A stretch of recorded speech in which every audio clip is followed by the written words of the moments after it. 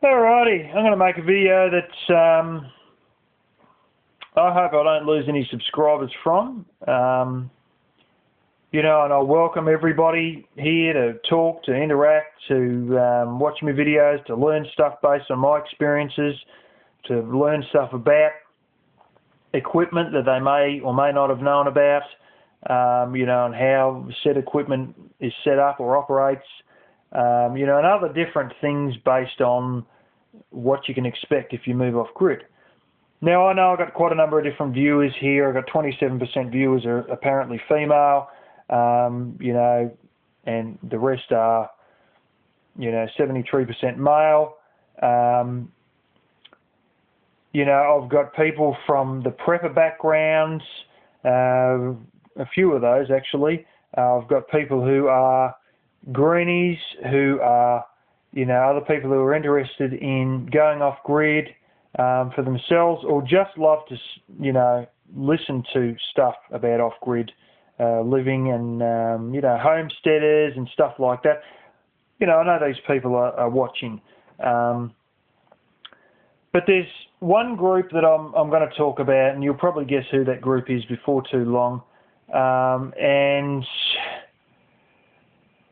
I've got to say a few things about this group and some of the things I hear from this group, because quite frankly, it's been the elephant in the room before I even had a YouTube channel, and I think it should sort of be mentioned.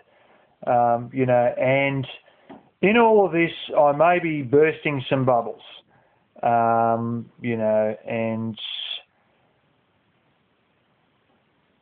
as you may have heard me say this before, and I do say this on occasion. I think I've said it in at least 2 videos. It's one thing to lie to somebody else, but it's something completely different to lie to yourself. Never, ever, ever lie to yourself about your financial situation, about the truth of the matter, about, reality of what's really going on. It's one thing to lie to your old mama about where those extra biscuits got to, but to lie to yourself, it's just ridiculous, and it's criminal. To me, it is criminal to lie to yourself, and I hate it when people do it. And so in this video, there may be a few things brought up that some people don't want to hear, and I hope they just hear me out with all this, as opposed to just unsubscribing or hitting the dislike button or whatever, because what I'm going to tell you does have a few valid points. Now, it brings me back to when I first really started noticing it.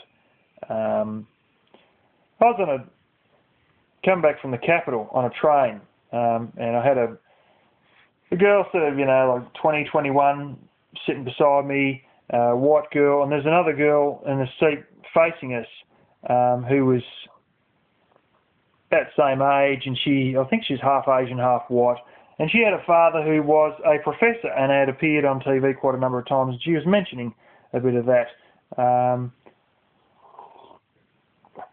Anyway, somehow it come up that she, I'd love to be back to nature and clean and green and whatnot, and she could just imagine herself living out in the bush amongst the trees and all that, and there with a little shower, and that could just be her. And I held my tongue, and it was on the tip of my tongue, and I had the opportunity right there to say it, and I should have damn well said it. I sort of regret not saying it now. And this girl I was looking at, I don't think she'd ever heard the word no in her life. I don't think she'd have half an hour of hard work that she's ever done, let alone a day's hard work. I don't think she'd done a half an hour's worth of hard work in her life. I think everything she ever wanted, she'd just been given. And here she was talking about, being out in the bush amongst nature, clean and green, with out there with her little shower, and I really felt at that moment that I should have said, what you're talking about, I live already and have been living for 6 months. I'm not dreaming of what you're talking about. I'm going home to what you're talking about, and I invite you to come out and live with me for a week. And I don't think she would have even made it to the third day. Now, unfortunately, I've seen quite a few people like that. There's been a few on Kirsten's channel who have, sat there telling me, what you should do is set your thing up like this and do this and do that. And some of them are, said stuff that may apply to them. There's been plenty of them that said, why hasn't this bloke got his water sorted? Why doesn't he have a well? Well, I'm statistically more likely to actually hit gold than I am to hit water, and that's not an exaggeration. Some have got legitimate things to say to me that, coming from the United States, they might not understand why we don't use wells here. Well, because they sort of don't work. But there's other people who, talk about, energy consumption and this and that, and that I should live my life like this and I should live my life like that and I should be doing it like this. And some of these people, if you were to go around to their house, they would have around about 10 or 15,000 watts worth of air conditioners running at all times. One of these sorts of people I come across,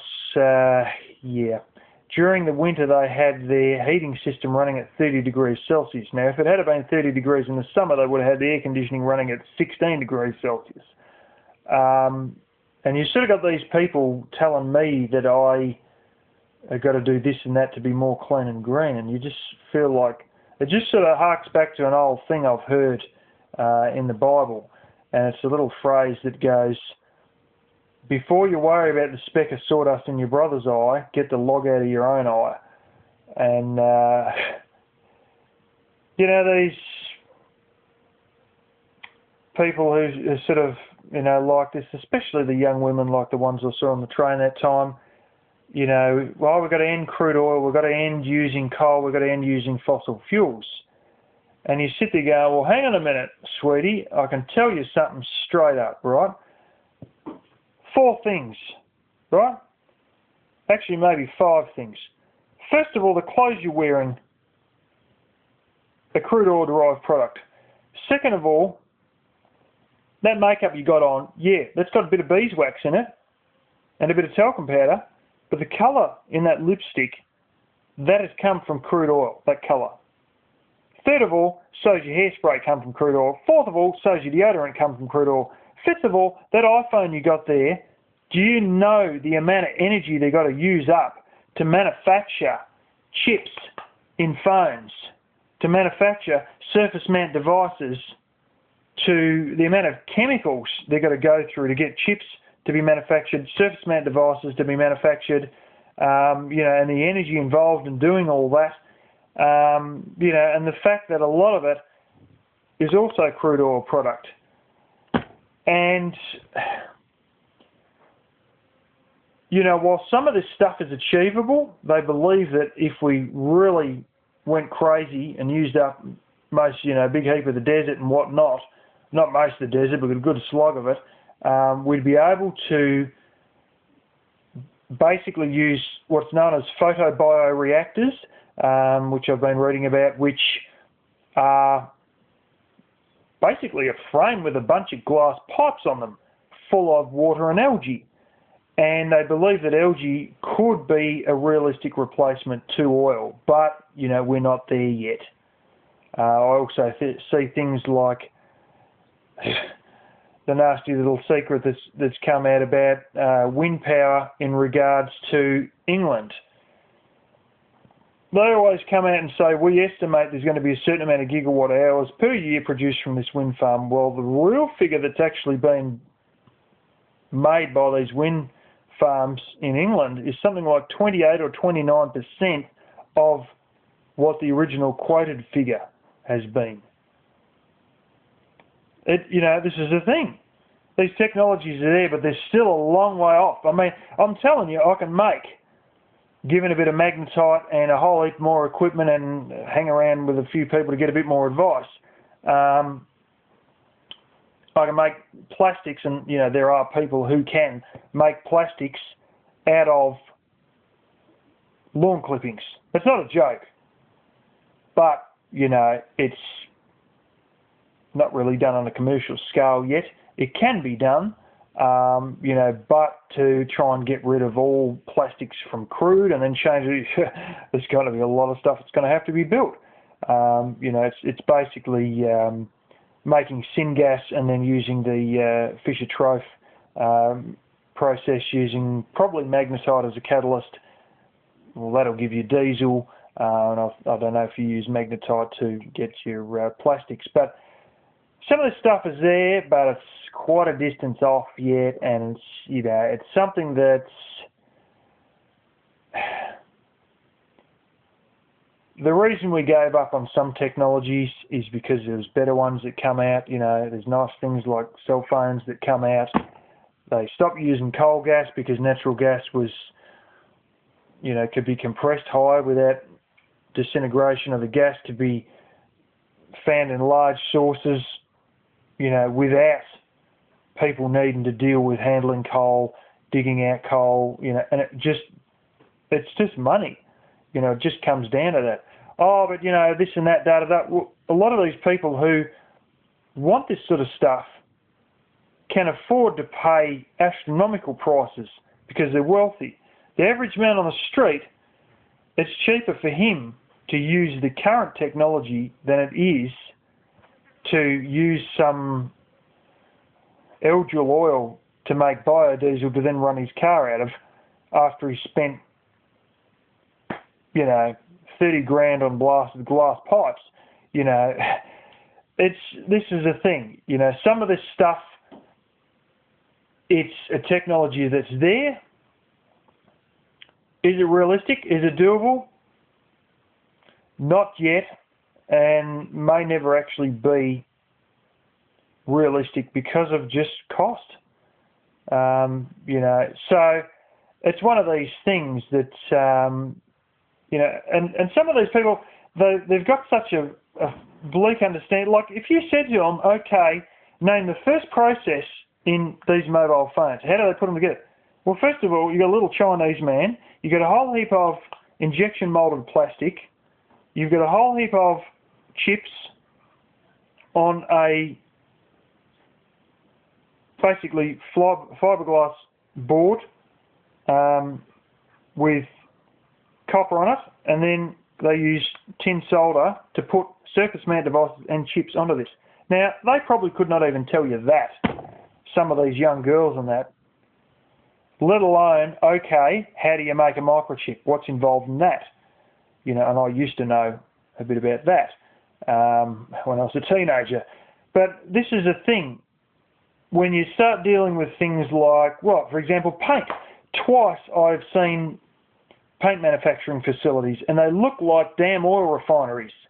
One is in the capital, another one's local. You know, and this is a thing that they sort of get this idea that whatever energy they use in their house, that'll be most of the energy that's going to be used, what they use personally. But they miss the whole point of the amount of energy and effort that went into manufacturing this phone, that went into manufacturing, you know, a blooming glass jar, that went into making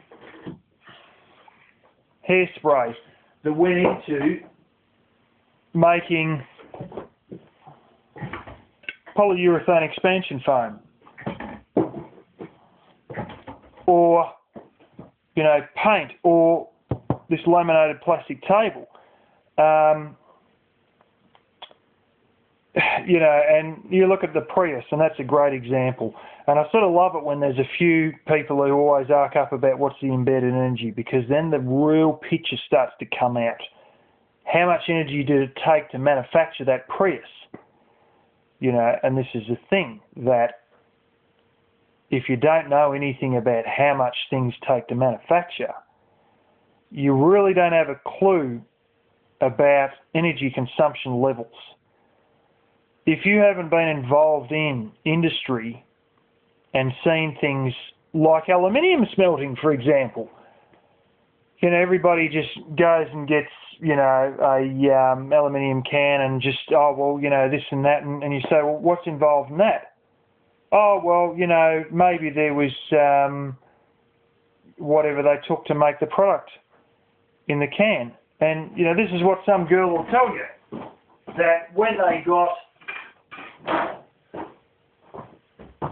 she buys this, the energy involved behind it is whatever it's taken to make the drink in it. Well, furthermore, we've got colours all over the thing. Probably crude-derived colours. Aluminium. You know the amount of power you need to smelt aluminium? It's usually done with electricity. Locally, we have an aluminium smelter, so I know a little bit about it. They have an entire privately owned power station dedicated to making aluminium. I mean, that smelter has its own personal power station. Why? It has to. If it didn't, there'd be such a weight on the power system that the power would be cutting out all the time, and it bloody well cuts out often enough as it is around here already. That's what you get when the government privatises the blasted power system. You had a whole bunch of investors who want their money and couldn't give a stuff about the customer. But anyway, that's a whole other rant. But, you know, this is the thing, that when you start to understand industry on a big scale and you don't just look at, oh, I get this product and, you know, whatever power I put into this mobile phone is what power is used. You got so much energy in creating, you know, this phone, right down to the transportation of this from China to Australia, you know, and things like that. And when you start to look into all this, you start to find how much energy things need, even to make, you know, things like aluminium cans, let alone entire cars. And that's when the bubble sort of bursts, when you know that the numbers just aren't there. You know, that it's too hard to sort of do all this stuff. You know, but it sort of reminds me of, there was actually I'll just mention this first off, there was a political party here who intended to force us onto renewables basically, and to close all coal-fired power stations in the space of 2 years. I mean, that was the plan. If we get into power, we're going to close all coal power stations in 2 years. Well, I'd be surprised if it gets through Parliament. Secondarily, if it did, they would have hung every single one of them, and may have even hung some of the associates of that, you know, political party, some of the other members who weren't even in Parliament. And, you know, there would have been a revolution. I can absolutely put money on it. There would have been a revolution. You know, and in some ways you sort of think, well, yeah, you know, if it had happened, we would have seen a nice little shake-up in the country, and maybe, you know, people start to think about things a bit harder, especially about being off-grid, especially about, you know, sort of governmental controls being excessive, if that actually went ahead, because it would have created a revolution, there's no doubt about it. You know, but a lot of these people who have these fantasies, there's a few aspects they don't want to look at.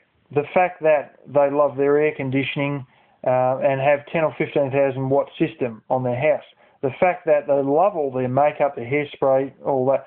The fact that with a lot of these people, you know, some of them, they'll have a tantrum if they don't get their latte. And you feel like going, well, you're going to have to sacrifice a lot more than your latte if we're going to do without crude oil and, you know, coal. And I mean, you're going to be sacrificing the very clothes you're wearing. I mean, this is a crude oil derived piece of clothing.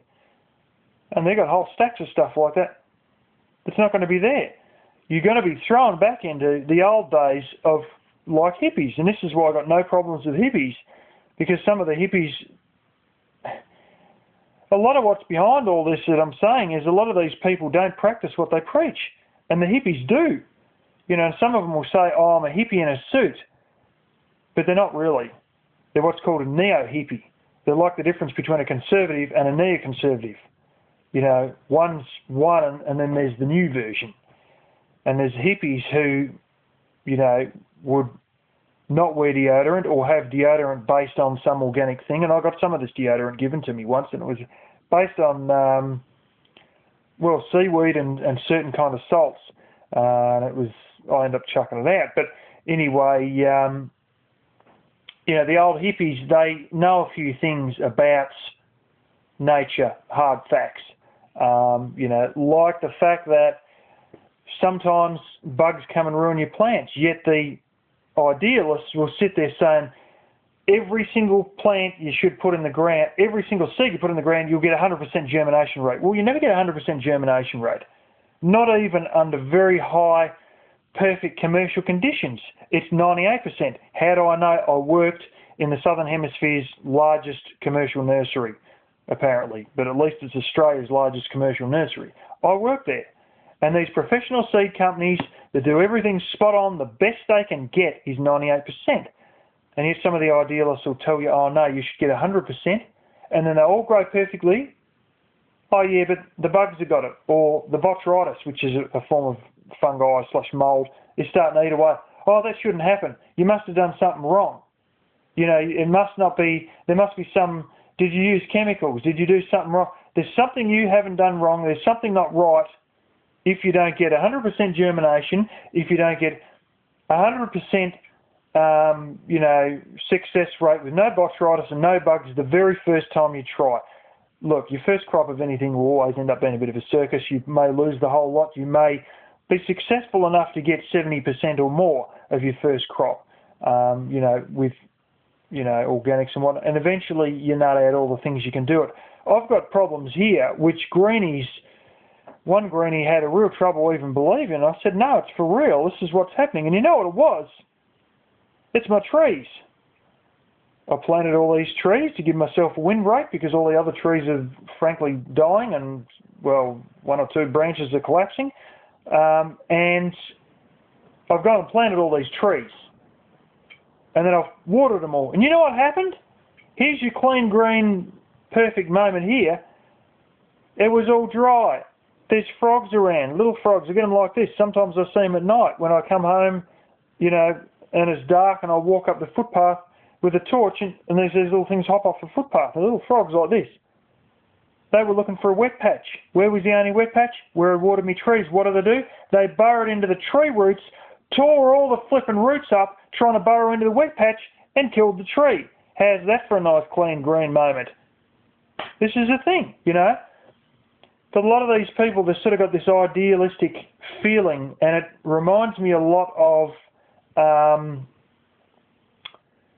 something I saw on YouTube that you guys may have seen these. They're basically a cylinder or a drum, usually made out of wood or plastic or whatever, and they've got magnets on them in a V shape, and then they've got another set in the V shape, you know, sort of boom, boom, boom, boom.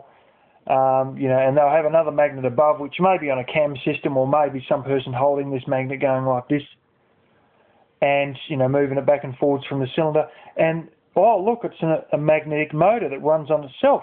And basically these things are perpetual motion, you know, and there's one bloke, I watched a video of one of these. They didn't have any audio. All they had was this song playing the whole time it was showing it, but you didn't hear the actual video footage audio. And this bloke in the comments picked up how they'd been doing it. They had an air compressor and a blowdown gun and they were blowing the blasted cylinder, and that's why it was spinning around.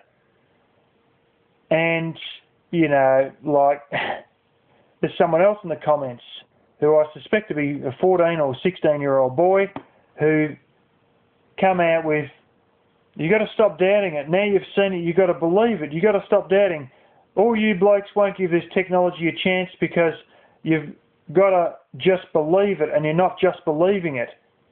Buddy, it's perpetual motion. I was intrigued by that stuff when I was about 9 years old, I think.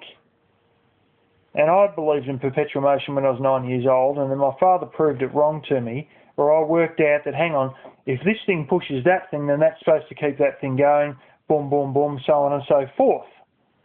And then I thought, well, hang on a minute. If one thing is supposed to power the other thing, how come we can't get one pulley, another pulley, a belt? I get this pulley started, and then the other pulley will start spinning, and then that pulley will keep the first pulley going. And then I thought about all the augers that I'd seen on the farm, and I thought, hang on a minute,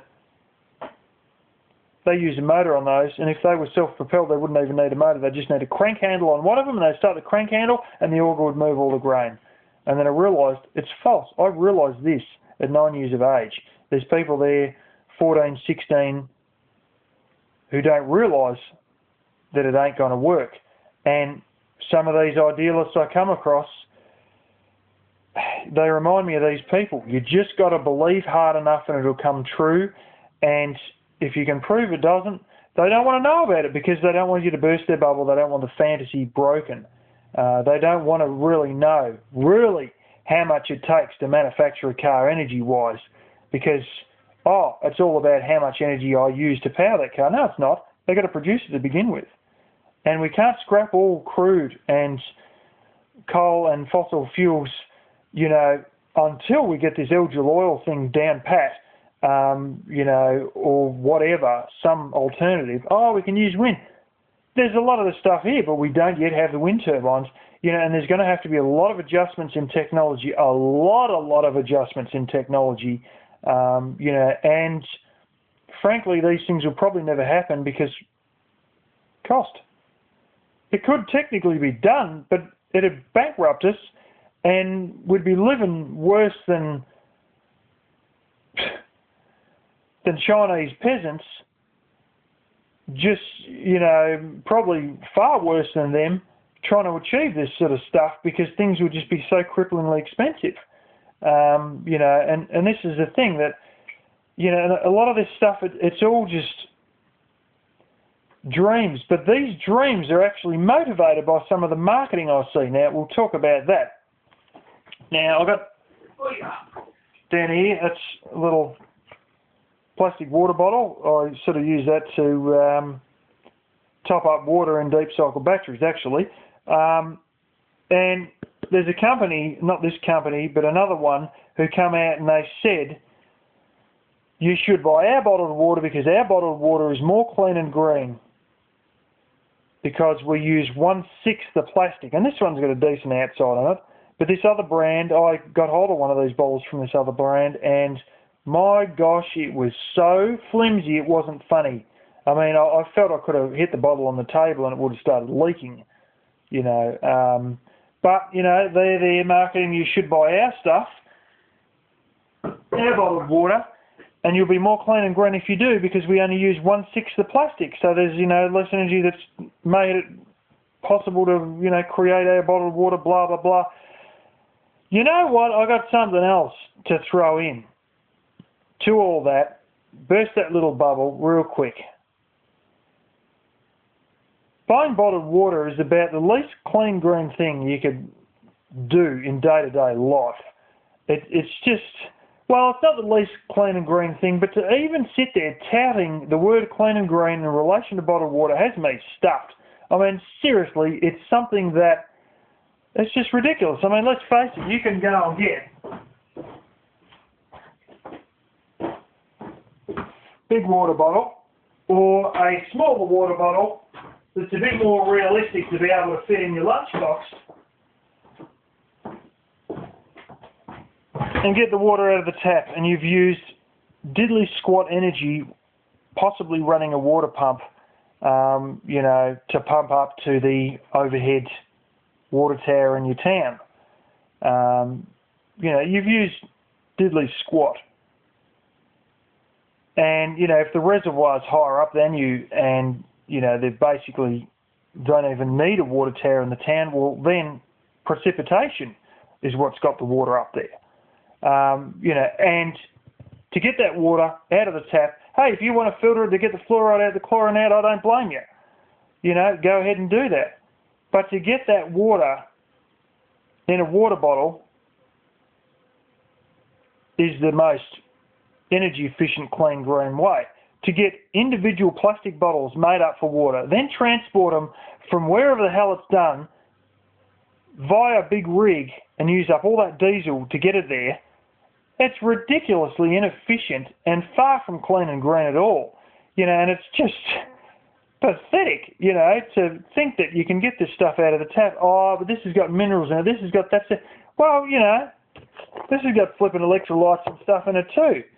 You know, but it's just, you know, some of these people, you sort of get the idea that their world's just got to be so-so, and that's why you can't burst their bubble. But also, this is half the reason that they're sort of preaching one thing and doing another, is because everything's just got to be spot on for them, and they don't want anything in their life to change. They don't want to stop buying bottled water. They don't want to stop using air conditioning, because they just want everything spot on. But at the same time, they want to be perfectly clean and green, you know. And, you know,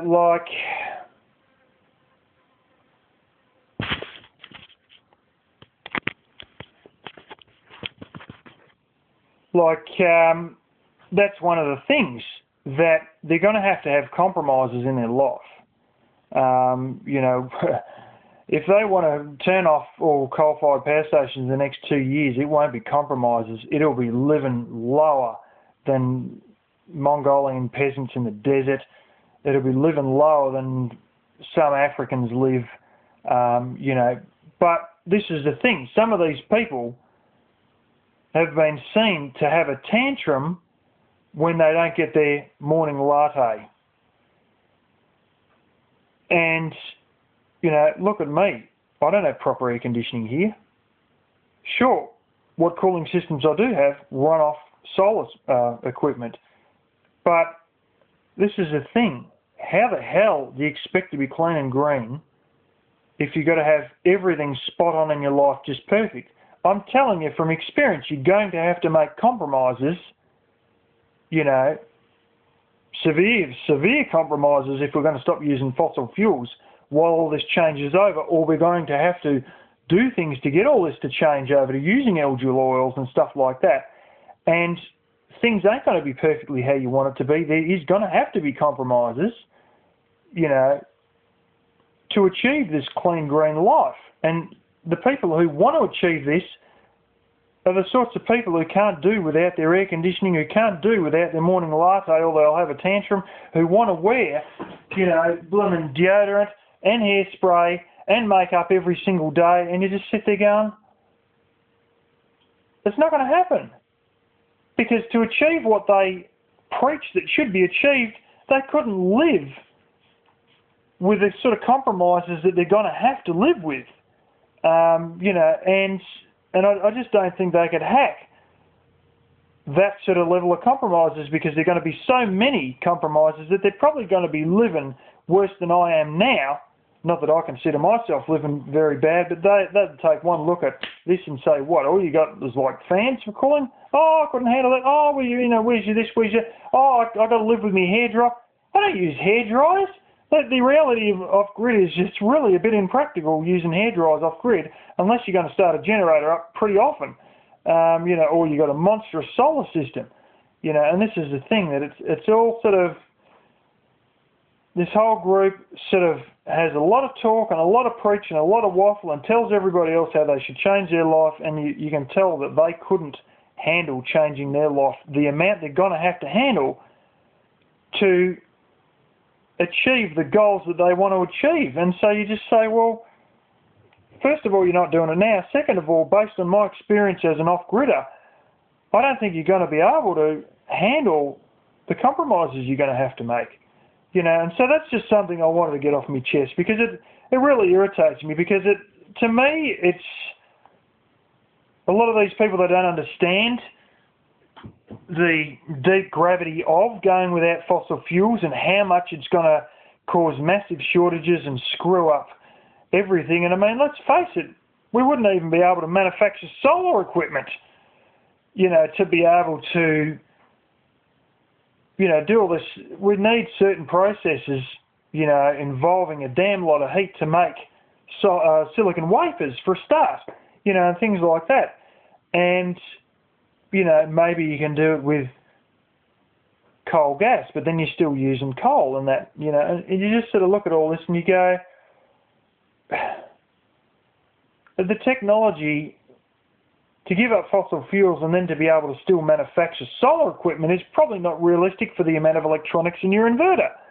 you know, and I've actually seen the insides of my MPPT charge controller, and my gosh, it did look like the insides of a mobile phone. It is riddled with chips and surface mount devices. You know, and this is the thing, that it's just,